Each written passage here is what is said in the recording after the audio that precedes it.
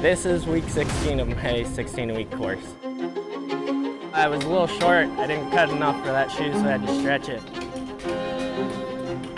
Yeah. I made it on time. That's the first one I made it on time so far, so hopefully I passed. You had a heck of a valiant effort. You're gonna get it. You're gonna get it. I honestly didn't think I was pushing myself fast enough through the run. I didn't think I was gonna finish on time. It's fast. Last night I didn't think I was gonna make it, and then today, it's a lot. It feels amazing to make it finally.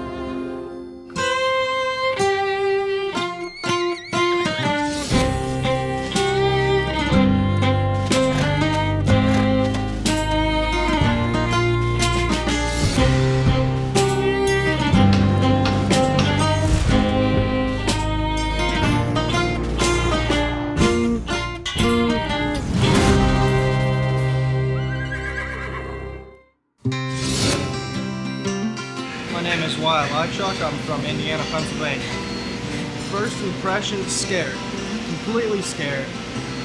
First time out of the house and on my own, but everybody's just been so nice here and I can't ask for anything better. You come here, you're expected to work and you work.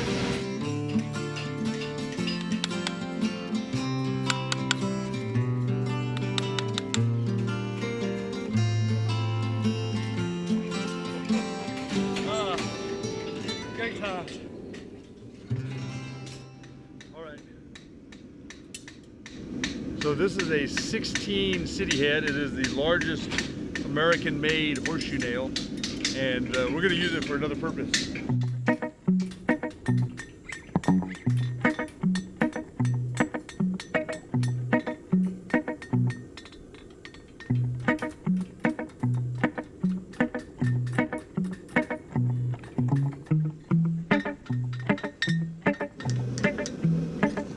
So this is kind of a one-size-fits-all sort of thing.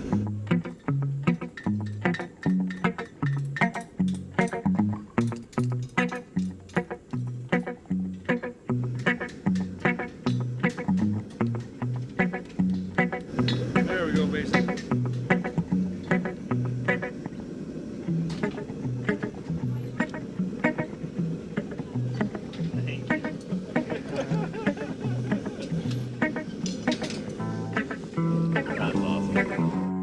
One question we get a lot about, what size nipper should I use?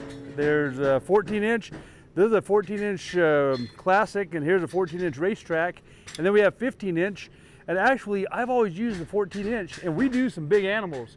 This is a draft mule.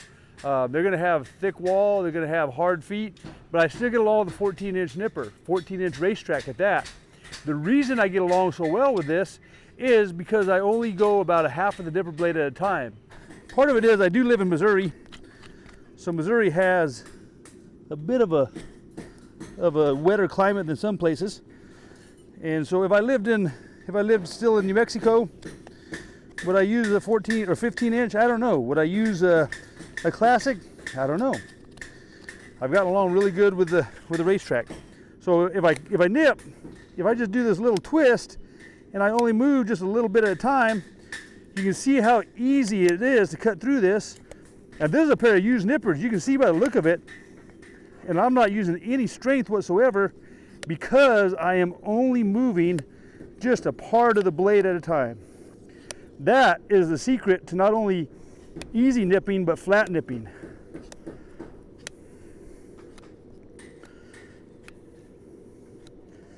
So just that little move allows me to walk into the next one.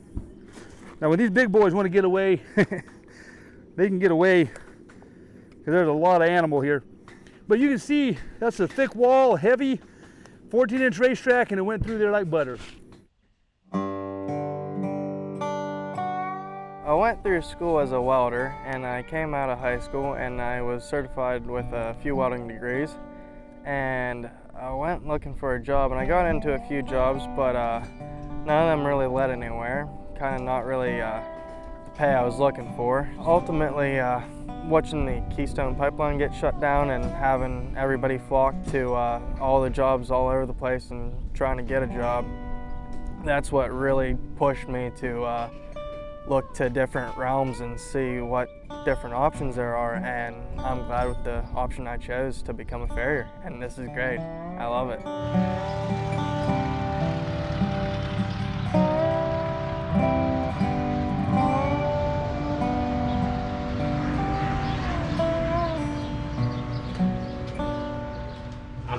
I'm heading out of here soon. So. It was good working with you, man. Yeah, you too.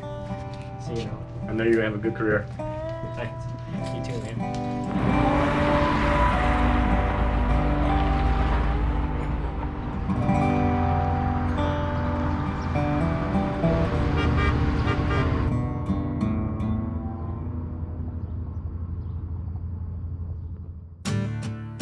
The internship was a really good experience.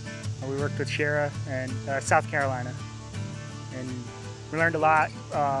Once a week, if not twice a week, we went to a vet clinic there and did some pathological shoeing. And she put on a patent bar that I made, a straight bar that I made, and a Z bar that I had made. It was really rewarding. Like, I made this, and it went on. I've seen a tremendous amount of growth. Believe it or not, in the beginning, just pulling a shoe is hard, and you think it wouldn't be hard, but it is, and you're like, wow, this is not as easy as I thought it was going to be. And then you get to shaping, and you're like, this is definitely not as easy as I thought it was going to be. Shaping is by far the hardest part of the entire thing. When people worry about nailing on, I think nailing on is probably the easiest part of the entire thing. So years ago you found this place and thought that, hey, maybe someday I'll be going there. Yeah, when I was about 13, I think I decided I wanted to come and be a farrier, but I had to wait till I was 16, and then I turned 16, and now I'm here. Are you 16? Yes, I just turned 16. I got here a week and 3 days ago. It's kind of crazy. It was always like this distant thing I was gonna do way in the future, and I was always just gonna be ready for it and everything. And now it's like here, and I'm actually doing it, so. It's kind of crazy, but I've been having my plans laid out for a long time. My plan is to become a farrier, and then go home, work as a farrier, and then once I graduate high school, go into vet school and start doing that. And eventually I want to be a large animal vet and a farrier. So today is a Wednesday, and typically on Wednesdays the horses come here and we just stay around the place and do the horses that come. We also had a few foraging demos today, and so yeah, once I'm done with this, I'm gonna go and try and make some of my projects. My experience with horses, I've had horses my entire life. I do a lot of trail riding, roping, cattle sorting, stuff like that, and just wanted to, make a career out of horses. I'm planning on heading back home and trying to start my own shoeing business back home.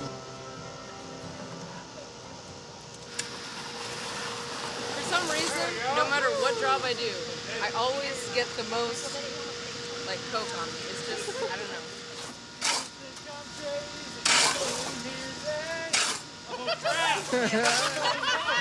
My bad. I'm gonna go do 10 push-ups now, and then 10 push-ups later.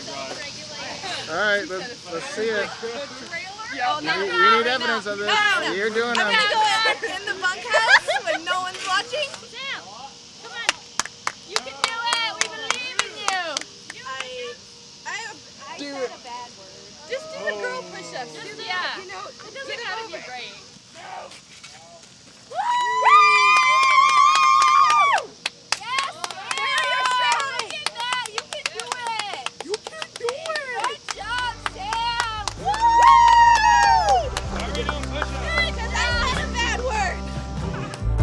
I love this school, and everything I've heard about this has been one of the best schools, and that's where I am now, so I can't wait to see the future.